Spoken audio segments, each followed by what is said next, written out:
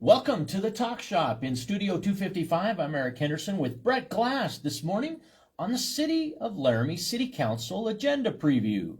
This week, Brett, what's in store? Oh, good morning, and good morning, Laramie.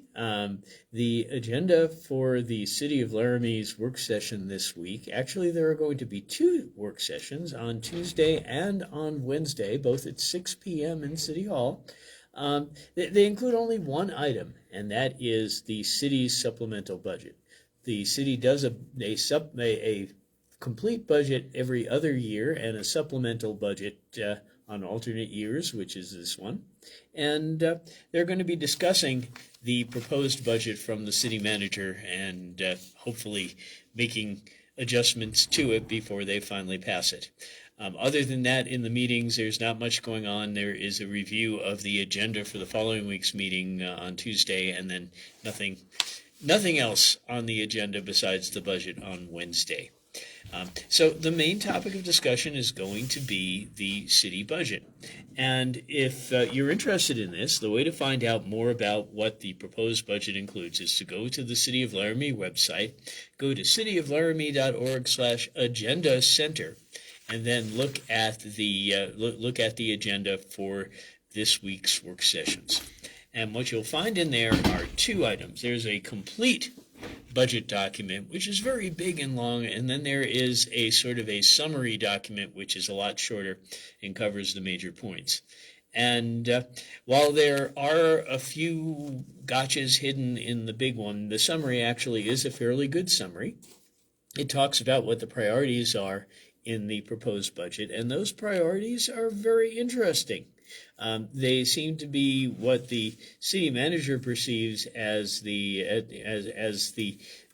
city's preferences for how to spend money and for how to increase spending, because pretty much everything is an increase, and tries to show that this is consistent with the public's priorities. But it does miss the boat in that in some ways it prioritizes things that the city staff wants rather than just what the public wants. One of the things that I noticed in last week's work session, the City Council heard some positive news. One department saved some money in one area, and that money was immediately interdepartmentally reallocated to another project. Mm-hmm. And it seems to me that that's a way to circumvent full budget consideration within our city government. Now, while it's good to have balance, it's good to save in one area, let's reallocate it really, really fast before we might just have a savings to the city overall. And it didn't pass the scrutiny of an initial budget consideration to immediately reallocate, and in this case it was about $25,000. But it doesn't take long for $25,000 increments to add up really fast. Yes, this is true. And it's especially concerning given that our property tax revenue is going to drop this year and probably drop considerably more next year. We need to be tightening our belts, not spending more and more. And I've talked to city council members about this, and they're concerned as well. They hesitate necessarily to go against the bureaucracy's momentum, and so it's a big concern here. One thing you're going to see if you dig into the budget documents, even if you dig into the summary, is that one of the largest areas of increased spending is personnel costs. The city manager is recommending that $444,000 be added to the city's budget for salaries this year. And then next year, a total of $1.7 million over last year be added to the city's personnel costs. And if you dig in and you take a look at the city manager's explanation of this, it says, I am recommending council authorize a 3% pay plan pay plan cost of living adjustment for classified positions not covered under a collective bargaining agreement. So what the city manager is saying is it is giving every city employee across the board a 3% raise, not based on performance, not based on merit, just a flat 3% raise. Now, I don't know about you, but when every job that I've ever worked, I've had to justify getting a raise. And it's been based on performance. And now that I work for myself in my own businesses, I don't get any more money unless I improve my business's performance. But here we are just across the board giving everybody a 3% raise at the time when we need to be tightening our belts. And this is a major concern. Perhaps we should insist that these raises be based on merit. And perhaps we should consider whether we want to just give everyone a raise without providing some incentive to perform better or to save us money in other ways. Aren't we looking as a city government at strapping ourselves in such a fashion with these type of increases across the board to flat layoffs, flat future cuts in positions and staffing loss based on heightening and inflating incomes now? Well, the city doesn't seem to be preparing for that. If you look at least the adjusted budget for 2026, it doesn't show any cuts at all. It shows increases in spending in every way. So, no, the city doesn't seem to be belt tightening at all. Now, there is a limit on the amount of raises that it can give that it can give employees. It turns out that the total compensation increase is limited by state law to about 5%. But to give everybody 3% out of that 5% maximum, again, with no consideration of whether it's deserved and no incentive to save the city money in other ways, I think is a serious problem. And this is one that I think the public should be commenting on at the work sessions as this goes forward. Public comment's an interesting entity in the first quarter of review in 2025. I think today, being May 12th in 2025, it's an interesting opportunity to evaluate the first quarter in 2025 and operations of city council and city government. But specific to public comment, one observation that I made and shared with Michael Richardson and Mayor Cumby last week was the absence when public comment is requested or open for when an opportunity exists for public comment to be made. The public are never allowed to question. They can listen to various speakers for hour, 2 hours, but they're never afforded the same care that council members are in free questioning of speakers. It seems very controlling and most concerning in that city council, 9 members respectively, do not collectively embrace and accept public comment as their own and therefore re-question any given speaker. In fact, they do take the comment. When they take it, they do accept the comment. They're quick to shut you down if you vary from matters concerning to council.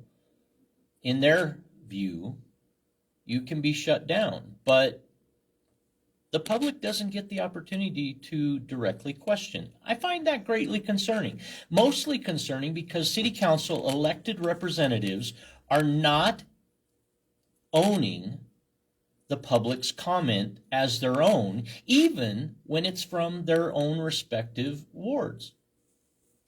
Yes, this is very true, and it's very frustrating to go before City Council if you have a particular matter you're commenting on, and have a real discussion. Try to have a real discussion with them because you really can't. Not even in work session are you able to do that freely. The fifth Tuesday, fifth Wednesday opportunity was a variation from that to some degree, but with full council present, they still went more formally than I expected in that forum as well. Yes, that's true. And one thing you'll notice is during a meeting, especially, and during a work session, other than the fifth Tuesday, when you provide a comment, the city gets a chance to answer you. And very often the city staff will answer you with something that you might not think is true, but that's it. Your time is up. You don't get a chance to you don't get a chance to participate in discussion, even if you have proof that what a member of the city staff is saying is not so.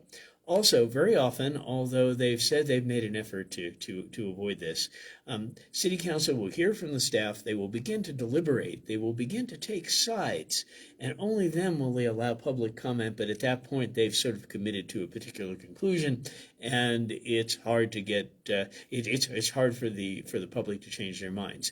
Now, some members of council have noticed this too. In particular, Brandon Newman spoke up in the fifth Tuesday work session and said that he has been trying to change this, and to some extent, things have shifted. There is less of an opportunity for council to go off for long periods before the public gets to say anything. But it still is true that the interaction is very much restrained, and for this reason, it's also important to interact with council by email. And this is one thing which I strongly suggest that you do. If you have a non-trivial thing to say to council, don't just come to the meetings. Email them. Go back and forth with them. And copy furnish yourself in every send that yes. you do. For example, on the issue of the salary increases, I sent an email to council saying I was concerned about that, and one council member came back to me and said, "Oh, well, some of that money you're talking about, the increase in personnel expenses, is for new hires." Well, that isn't mentioned in the budget summary, and if it's true, that's a big concern because here we are growing government at a time when we might need to shrink it.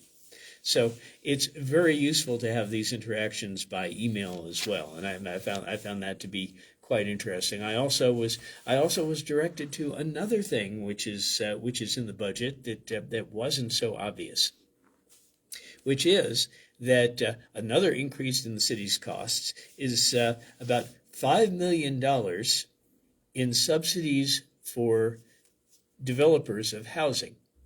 And the subsidy is $5 million out of the unallocated reserve fund for economic this is an economic development reserve fund to establish, it says, a pilot program for housing enabling municipal infrastructure. Now that's a mouthful. What does it mean?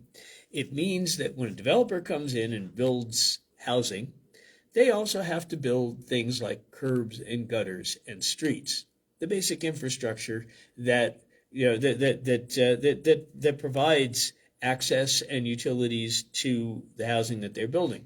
They make this back from selling the housing.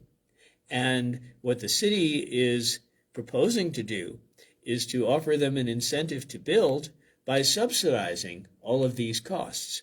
Now, that may seem like a good thing if it flows back to the public in terms of reduced housing costs, but there is no requirement for the developer to give this money back or to lower the price, rather than just pocketing the money. And so there's a big concern that what we have here is a gift to developers, which may or may not be necessary if they see market demand that would be sufficient to motivate them to build. And so there is some question about this. I personally think, as I look through the budget, that they ought to insist that the developers do something in return for this, that they provide specific kinds of housing which are in short supply, or that they lower the prices of it a bit so that the public can actually get more reasonably priced housing. With runaway housing costs the way they are now, this is an important thing. But do something in return for this gift of $5 million in the coming year. It's an important time of year. Enchiladas for a Cause with Epson Center for Seniors. This fundraiser underway to help the Epson Center with enrichment activities and meals to seniors in Albany County. You can order your enchiladas for a cause. 3 recipes available: beef and cheese, cheese and onion, house peas, onions, beef potatoes, and cheese by the dozen. You can order these through June 2nd, and they will be available for pickup Saturday, June 14th, 10 a.m. to 2 p.m. at 1560 North 3rd Street. That's your Epson Center for Seniors in Albany County. Their phone number, 307-745-5116. This segment today brought to you in part by Chanos Village, 513 Boswell Drive, and the Benton Rusty, 308 South 2nd Street, along with Range Community Insurance. Brett, further comments regarding first quarter, your evaluations and summaries perhaps of City Council in review. Yes, well, as we've sort of already mentioned in this installment and in previous installments, there are 2 hot items that were very important during the campaign when the city council members. Many of them are new. Nearly half of our city council was campaigning to be on city council, and those 2 items are parking. And well, let's see. The what about housing? And housing. Well, housing has been discussed all along, and it was a hot item. And so housing as well.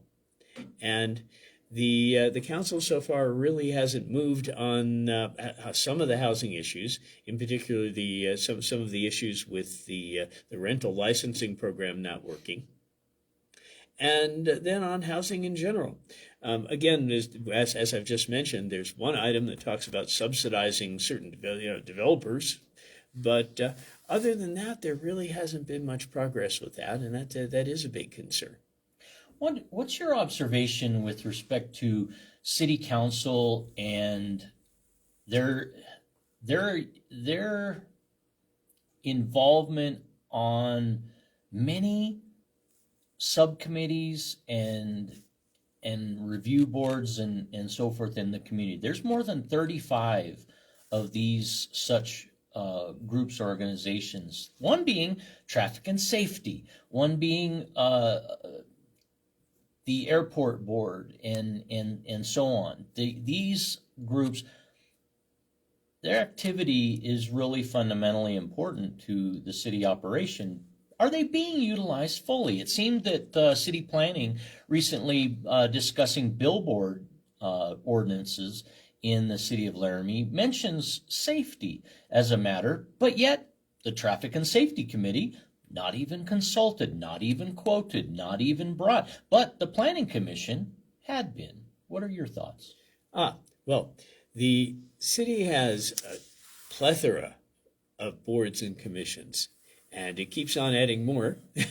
And unfortunately, this is a problem for the city council members in terms of budgeting their time, because under state statute, they can be paid for attending council meetings, but there's no provision for them to be paid to serve as liaisons to these boards and commissions. And so each council member is assigned to a whole bunch of them and has to attend the meetings and doesn't get any compensation for that time. This is a real concern, and the council has proposed to review the list of boards and commissions and figure out what to do about that. But that really hasn't happened yet. They haven't done a real critical review of what to do about this conundrum, where there are so many to keep track of, and again, they're not paid for their time supervising them. And yes, very often items do go to the wrong board or commission, or go to none at all. Last year, when the Stencil Group was proposing to build a huge building in the middle of a monolithic building in the middle of downtown Laramie, bigger than anything else that's there, over the one biggest parking lot in the entire downtown, The Planning Commission was circumvented, and the proposal to allow them to do this by having the city abrogate its lease on the land went right to council and didn't even go before the Planning and Zoning Commission.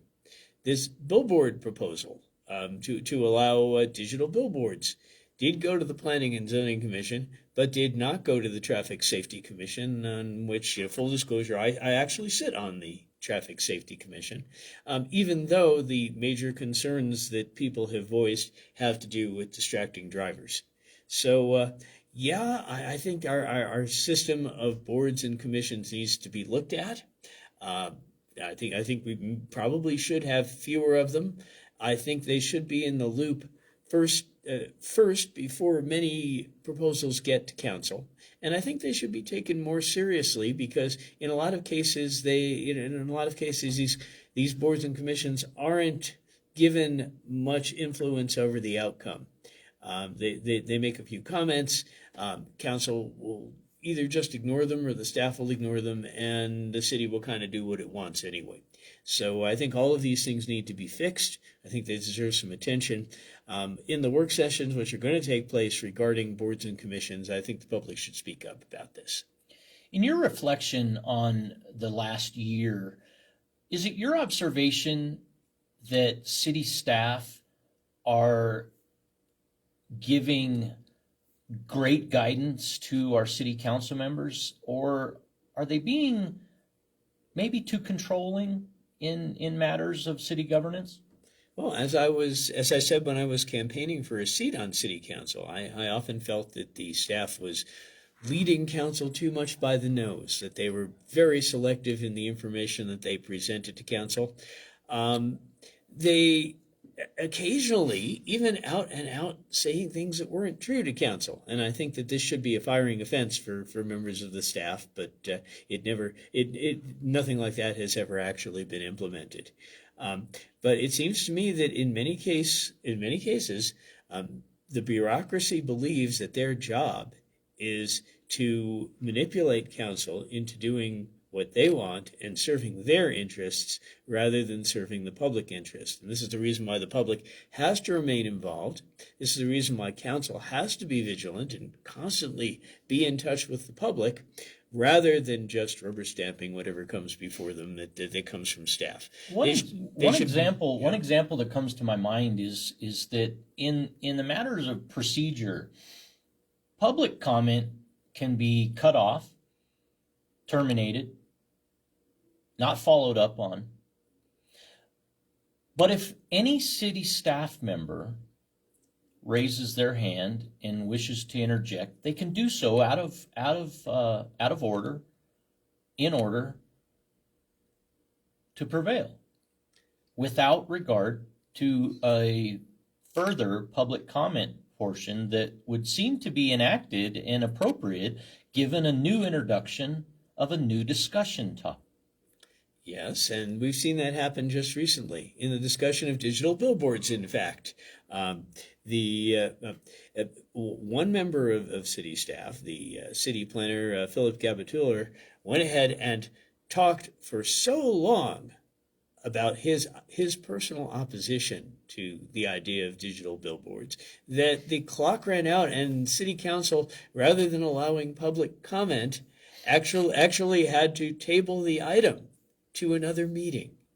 And he had infinite time to talk, whereas members of the city council, including our host, Eric Henderson, were interested in, who came to the comment at the meeting, were told that they could not comment. And even importantly, Megan Getz, attorney for Lamar Advertising, given very short. Actually, I thought she was extremely respectful of public time, city council time, with her comments, very direct, very poised, very deliberate, and most concerned for her client, Lamar Advertising, in prevailing with their proposal that they've been waiting for more than 2 years to do something of an improvement by their estimation, and perhaps you do too. You need to consider maybe following up with some review of prior meetings. It's wonderful, in my estimation, that the city